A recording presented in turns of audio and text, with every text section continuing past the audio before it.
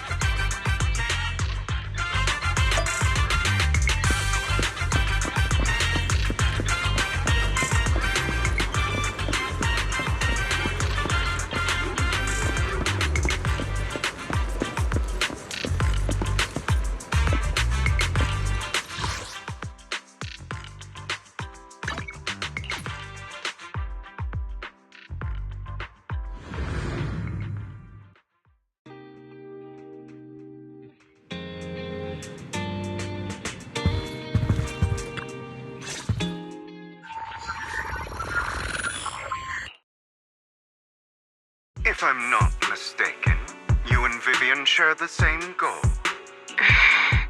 Silence is no good for negotiation. I just don't want Dina to reach a point of no return. Hasn't she already reached that point with what she's doing? The formula for the Landon serum was lost, but a batch survived, and Dina was able to develop a substance that can be used for mind control. She's trying to combine the two to make sacrifices that would obey human commands. If the dormant sacrifice and the remaining Landon serum are destroyed, we can put an end to this. Dina's concoction can't create sacrifices on its own.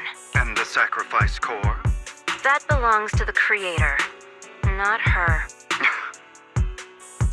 Although I find Landon's methods despicable, I can't deny that the Exaltists and the Creator are leading us in the right direction. I just don't want Dina to spend her life trapped by her father's mistakes. I mean, no offense, but I find your protectiveness rather weird.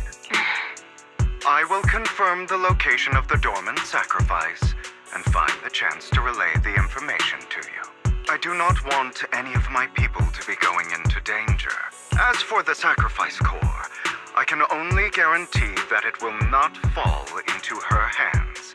As for how things will ultimately play out, The Creator will guide me.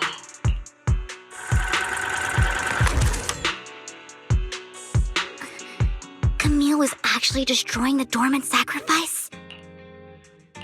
Compared to Camille's motives, I'm more concerned about whether Hugo has more plans lined up. Hugo. He... Wise, Lycon just sent a message saying he's got something urgent that he needs to talk to us about now. All right, let's patch him in. Master Proxy, I apologize for disturbing you. We have just learned that the Ravenlock family will host a banquet tonight. This banquet is rather special, as they're allowing members of their family to invite business partners to attend. With Hartman at the center of controversy, there are many members of the family who are eager to use this opportunity to replace him. The mayor has been spreading rumors of a young tycoon who inherited a sizable fortune and is looking to partner with a person from an old and influential family. This information has lured a young man named Burton from the Ravenlock family. So, you want me to pose as this tycoon and use Burton to infiltrate the banquet? Correct. And Hartman's study is also located within the venue. I see. Hartman's study might hold valuable information. It seems like there's nothing left for me to do. You can attend as her +1. +1? Lord Phaethon, please go with me! Master Proxy, it seems Miss Vivian requires your presence, so... Yes, just your presence will help me immensely! Sure. If we go together, we'll be able to keep an eye out for each other. I'll accompany Vivian. I'll send you the time and place for the meeting with Burton. If you encounter any danger, please evacuate immediately or contact me for backup. I hope everything goes well for you tonight.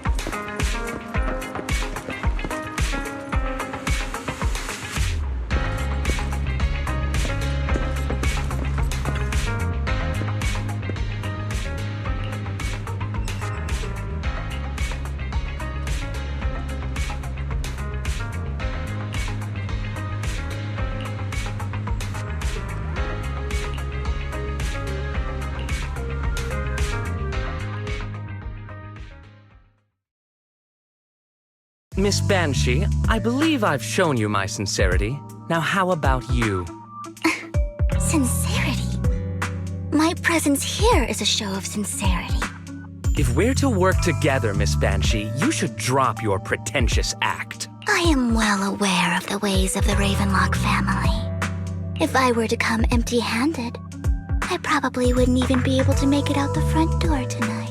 Since I agreed to come with you, and even brought along my most precious companion, does that not show my deepest sincerity? No need for such an off-color joke. Our door is always open for those coming or going. We both know what's what, so let's cut the small talk. I know far more about how the Ravenlock family made their fortune than most here. I am also well aware of why Hartman, despite such a massive scandal, still remains in power. Oh? Do tell. Exaltists, blessing, sacrifice, Landon. Where would you like me to start? How did you know that? No, who are you? Don't be so tense. If I'm not mistaken, it's about time the banquet began. My companion and I are practically famished. Is this how you treat your guests? By letting them starve? Perhaps when we've had our fill, we'll remember where the sacrifice is hidden. You know where the sacrifice is? So, can we go get something to eat now? And I'm also looking forward to receiving a special dessert from you. We can discuss what you wish to know while we enjoy dessert. Of course. I wouldn't let such an important guest discuss matters on an empty stomach. As for dessert, I will prepare it myself, and I guarantee it will satisfy you. I'll come find you later. I wish you a pleasant evening.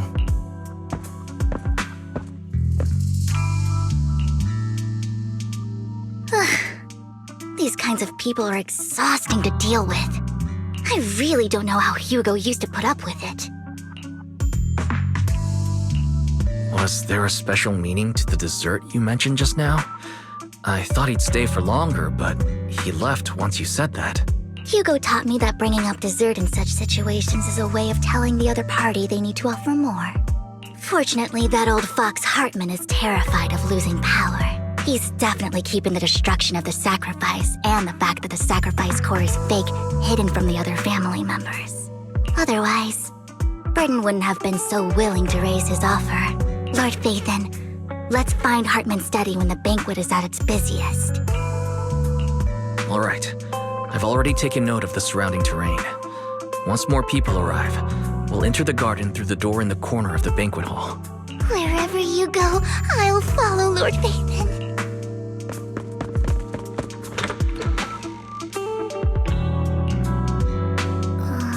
Isn't this going a bit too well? The security outside of the manor is really strict, but maybe it's more lax on the inside? Just in case, though, let's contact Lycon. Right. Having some backup would be safer. Let's check Hartman's recent correspondences for clues. I still have concerns about the sacrifice core. Right. Though the core he gave Dina was fake, Hartman might have left a trick up his sleeve and hid the real one. Then let's split up.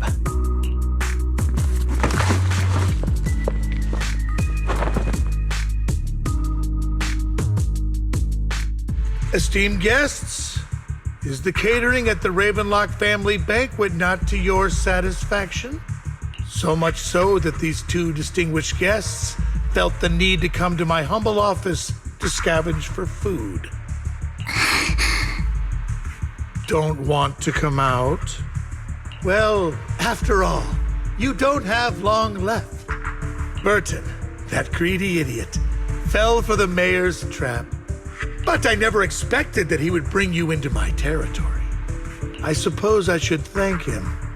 Otherwise, I would have had to go to great lengths to eliminate you. Vivian, Phaethon, give Hugo my regards. Tell him I shall be taking the wealth and power of the Ravenlock family for myself.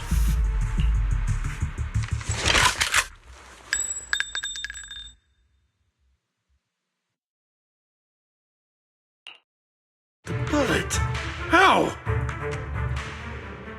Dear Uncle, why must we be so distant with one another?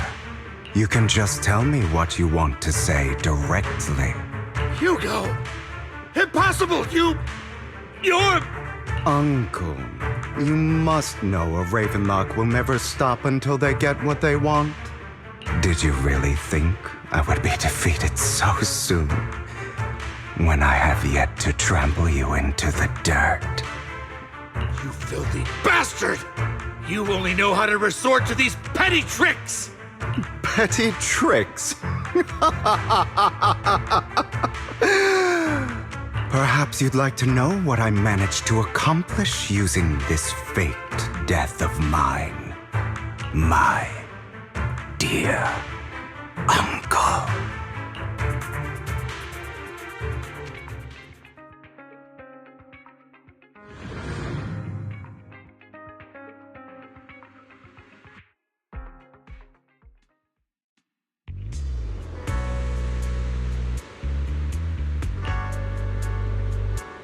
faking my own death. Hope it's all worth the theatrics in the end. It was just to keep Hartman off my back, but maybe I went a little overboard. The manager must be pretty shaken up. I should apologize at some point.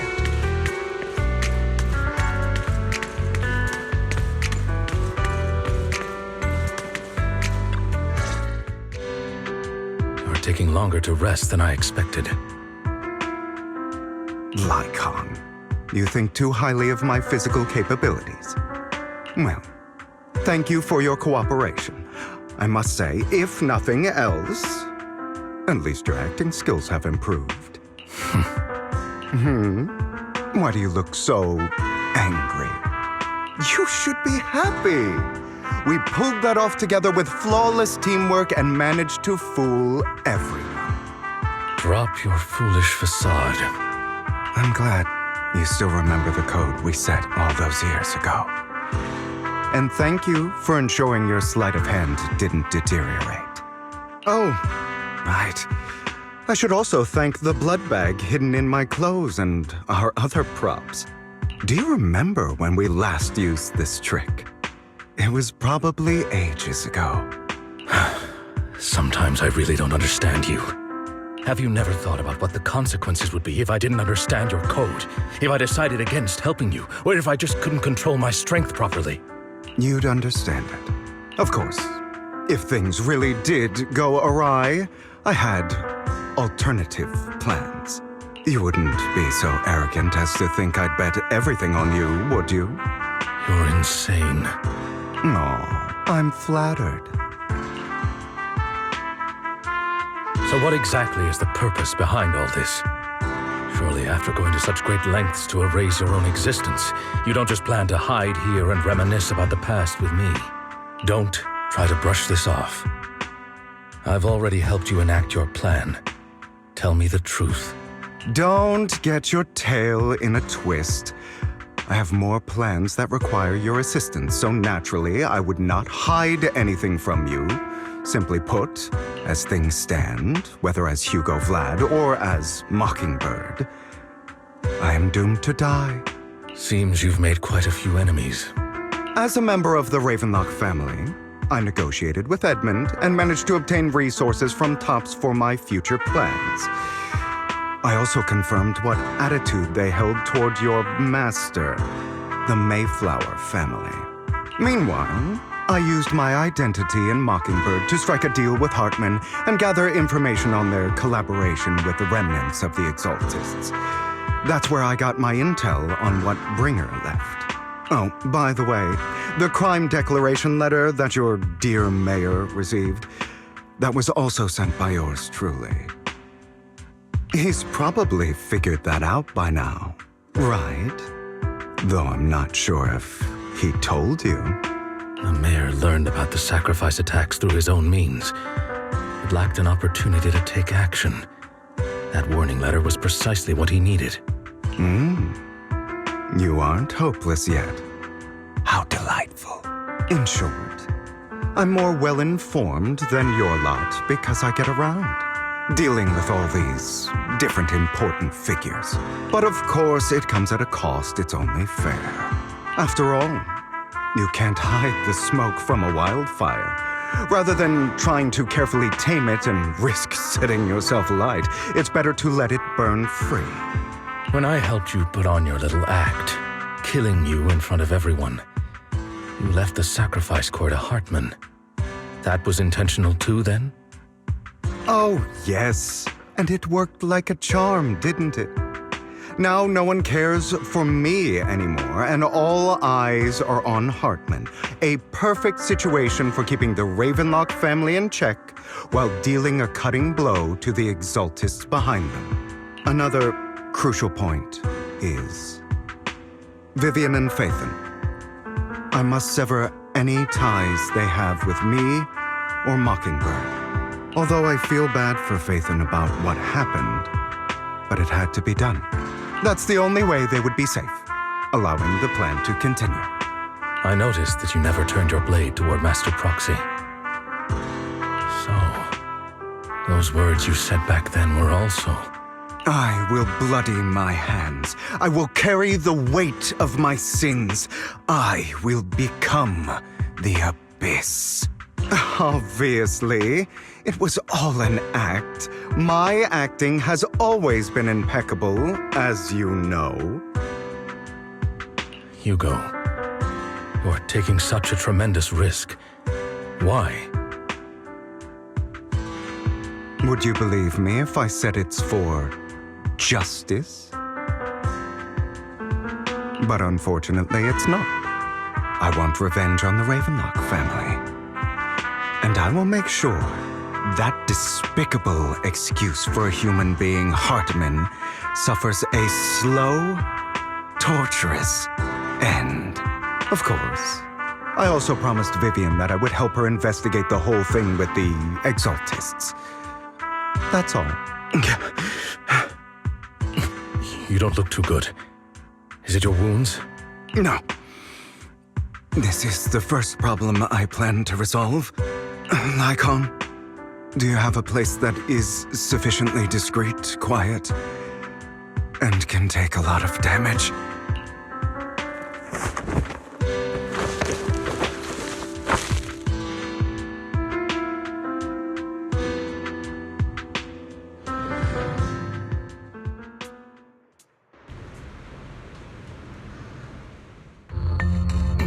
What exactly are you doing? Don't look at me like that. If I didn't have to do this, I wouldn't.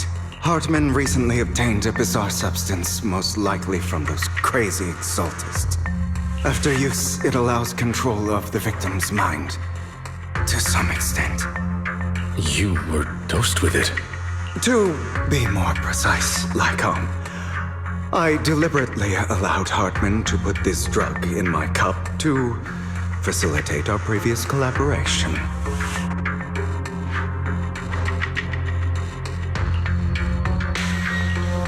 After finding out about it, I quickly found someone to help analyze its composition.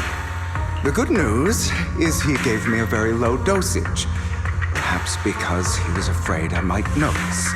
There's a different medication that can delay its onset, preventing me from actually being under his control. I simply need to put on a show in front of my dear uncle. The bad news is that currently there is no antidote. When I delay those effects, however, they will accumulate and erupt when my body reaches its limit. It may even break my mind. And that's exactly what's happening now. I need to endure those accumulated consequences. So, I will lock myself in this room for however long that takes. I've tied my limbs to prevent me from smashing this place or accidentally hurting myself. Anyway, after you leave, do not open this door, no matter what you hear. I recommend seeking professional medical assistance.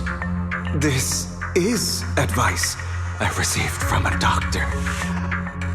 Or are you saying you don't believe I can make it? So, Lycon, come find me here at the scheduled time. All you need to do is smile and await my victory. What if I want to stop you? You know you won't succeed. You never have. And you never will. Well, time is short. Let's begin. I understand. Don't die, you stupid bastard.